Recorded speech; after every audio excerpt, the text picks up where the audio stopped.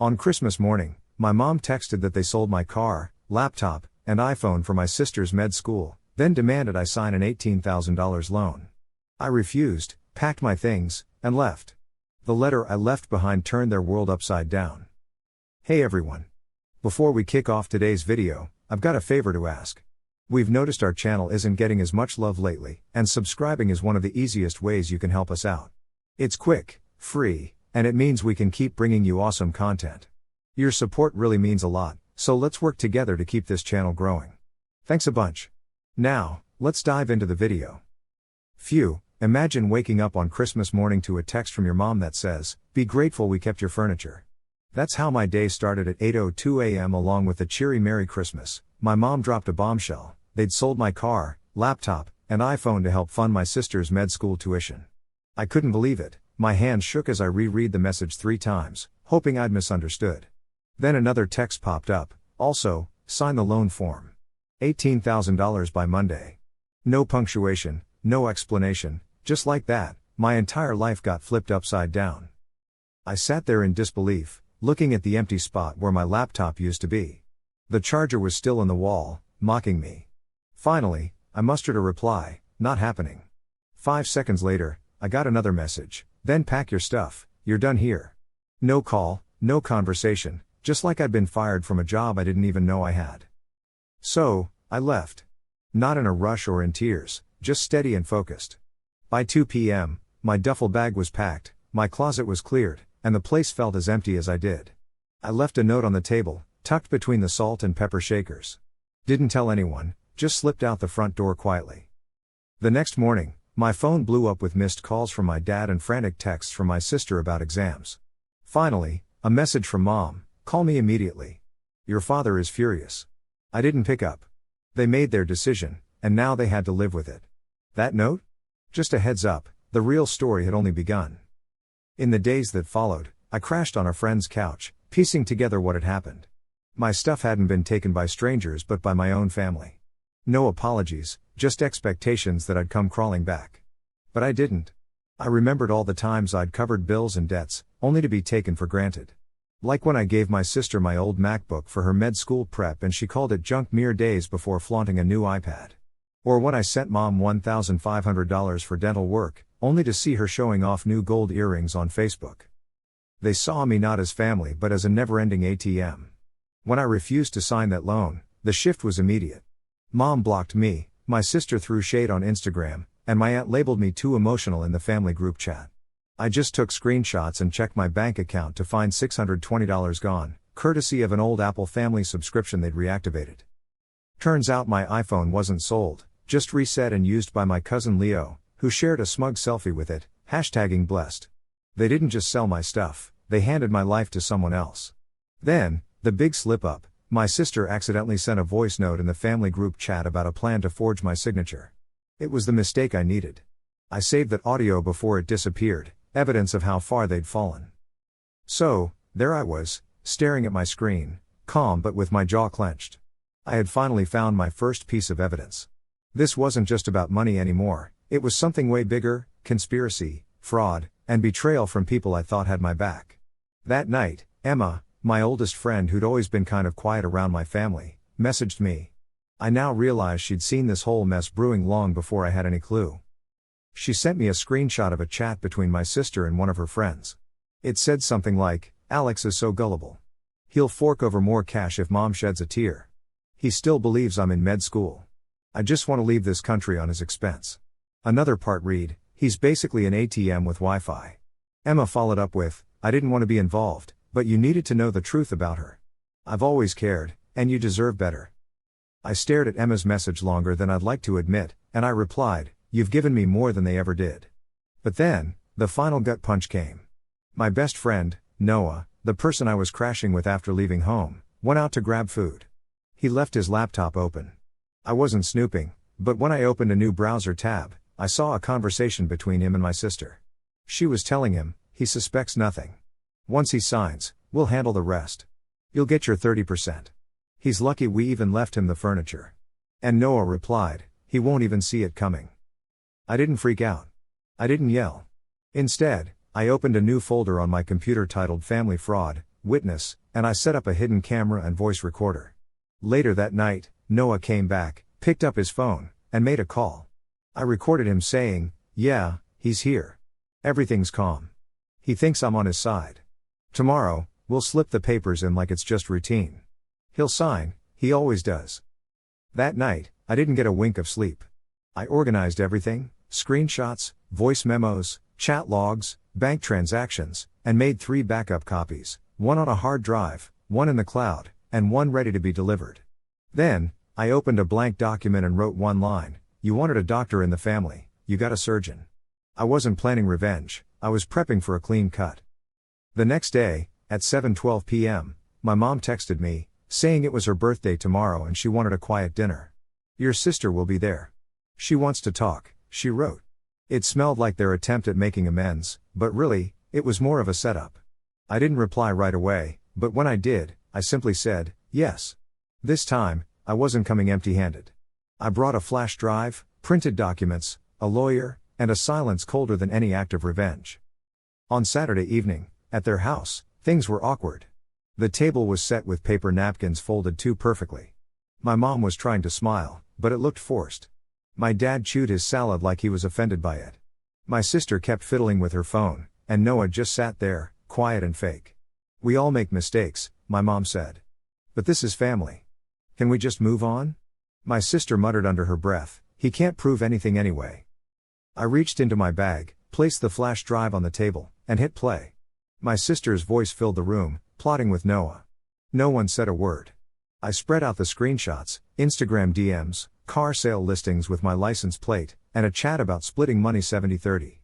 My mom accused me of making it all up, and my sister screamed.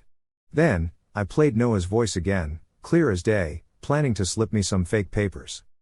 My mom shook, my dad tapped the table like it owed him an explanation, and Noah just got up and left.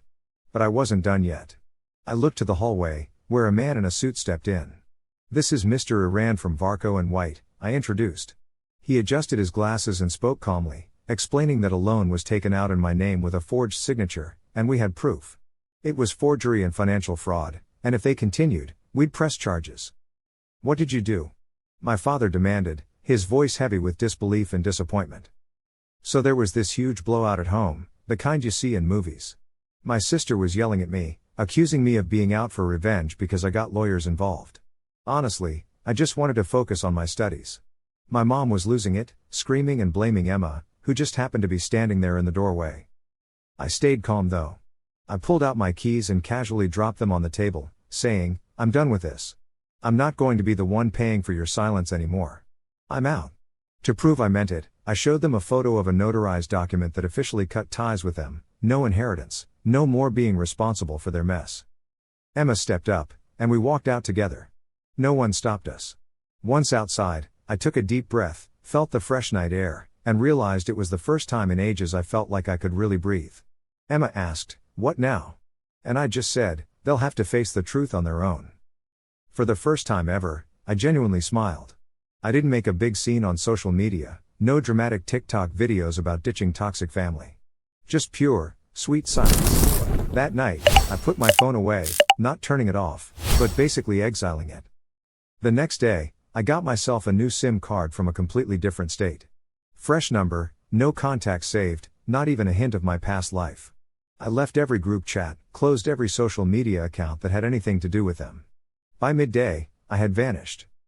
3 days later, I found myself at a train station holding a duffel bag and a bunch of tech stuff, Emma by my side with some bad gas station coffee. She didn't need to ask any questions, she just got it. We hopped on a train heading south to a new town, one where no one would say, "Hey, aren't you so-and-so's kid?" While I got settled, my lawyer, Yazik, a super chill Eastern European guy, but sharp as a tack, started handling my legal affairs. First, he filed a lawsuit against my sister and dad for forgery over some phony loan documents. We had all the receipts, screenshots, voice memos, you name it. Next, we blocked them from every possible avenue: banks, healthcare, taxes. They were no longer allowed to be my emergency contacts or have anything to do with my affairs. I was wiping the slate completely clean: new ID, new bank accounts, new everything. They messed with my name for years, but now it meant nothing to them. A week later, Yazik sent me an email about an attempted contact from my mom. She was just trying to check if I was okay, but Yazik shot back a reply as cold as steel, no grounds for contact. Further communication will be ignored. I didn't even smile, I just switched off the laptop. They tried reaching out to Noah, and to Emma too, but she had already blocked them. I was gone, and that probably drove them crazier than anything else I could have done. But then, the real shocker hit. Yazik called me one evening and revealed something mind-blowing. There was another forgery from 3 years ago, an insurance credit done in my name without me knowing. The signatures on the documents? My parents. I felt like someone punched me in the gut. From then on, I got serious. I stopped being sarcastic with Yazik and just went straight for the facts. It turns out they had been using part of my grandma's apartment as our supposed family home. We quietly bought out her share through an intermediary. 2 weeks later, my parents got notified they had 30 days to leave. No names, just a cold, hard letter with a firm seal. I didn't watch them pack, I didn't need to. Meanwhile, Emma and I started a small creative studio in a chill coastal town. We kept things low-key, just focusing on our work. People would ask what we were up to, and I'd just say, solutions. No one knew our history, and that's exactly how I liked it. We didn't even have a sign on our front door, just a simple strip of tape. So here's the deal, there was this etched glass sign that said, "We don't fix families," and honestly, that was enough to make the point. Fast forward 6 months, and my mom decided to see a therapist, something she'd never have done in her old life. Sitting there, she noticed a bunch of books on the coffee table. One of them caught her eye. It had a simple black and white cover and was titled The Quiet Exit by A.R. Wyatt. She picked it up and leafed through it. Suddenly, she froze. She realized the story sounded way too familiar. The names were different, the city wasn't the same, but the voice? Yep, totally mine. Each chapter was like an old wound I didn't have to bear anymore, they were just there on the pages, unchangeable. She closed the book slowly, whispering, "He told the truth," but there was no one around to hear her, and that was exactly the point. Almost a year has gone by, long enough for things to settle down and for everyone to stop pretending I was just taking space. I've managed to rebuild my life, creating a system where their names aren't coded in anymore. They used to send messages through mutual contacts, but now they don't even know who the go-betweens are. They would call from blocked numbers, but now I just don't pick up any calls. Silence isn't about the absence of noise, it's about having control. Emma and I live in a flat where the windows don't face the street, so nobody can peek in unless we want them to. Mostly, we keep the blinds shut. There's no doorbell, clients reach out through secure messages. The name on the buzzer?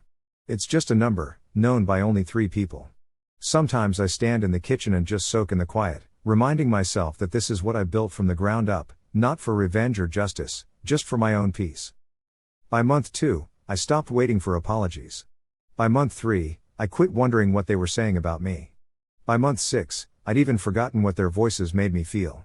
Now, when I see pictures of people in family dramas on social media, I just scroll past like it's an ad for something I'll never need again. I've already paid the price in years, with silence, and the slow erosion of myself, and I'm done paying. During a strategy meeting, someone said, "Every brand has a backstory." I replied, "Mine's under NDA, and I burned the only copy." They laughed, but I wasn't kidding. I don't go by Alex anymore. Even Emma calls me Wyatt now. Not because I asked her to, but because that's who I've become. Alex was just a placeholder, Wyatt is a choice. Wyatt doesn't reply to messages that start with, "Hey, I know it's been a while," and Wyatt definitely doesn't engage when the past tries to reconnect. Wyatt only looks forward because everything behind him has been burned away. Then there was Leo, who joined a project I was working on. We didn't talk much at first, but on a late-night call, he mentioned a city. I kept my voice level and admitted, "Yeah, my cousin lives there." A real piece of work. She used to blame her brother for ruining her life and stealing her future, but honestly, she was the one holding the knife. Leo took a sip of his drink and shrugged, saying, maybe he just stopped funding her delusions. I stared at the screen and said, or maybe he just took his life back. Leo looked thoughtful and said, if he did, good for him. After that call, I found myself running through the city in the rain, no umbrella, no hood, just me, the rain, and my thoughts. It wasn't because I was haunted, it was because I could. No one was tracking me, waiting for me to come home, or even knew where home was. That's real freedom, not needing to be found. Emma once asked if I thought they'd try to reach out again. I shook my head. They don't even know who I am now, and if they ever do, well, it's way too late. I didn't vanish to make them miss me, I did it to make sure they could never reach me again, not even with guilt. People say family is forever, but they're wrong. Family is about who respects your boundaries and gives you space when you say no. Mine didn't, so I left. And when I did, I didn't just close the door, I welded it shut. Sometimes people ask if I miss them. I don't. I miss the version of me that didn't have to survive them, but that version didn't make it. I did. I'm not healing, forgiving, or watching the door, I'm building. And what I'm building, they'll never see, never touch, and never benefit from. That's my real closure, not a goodbye, but a firewall. And it's holding strong.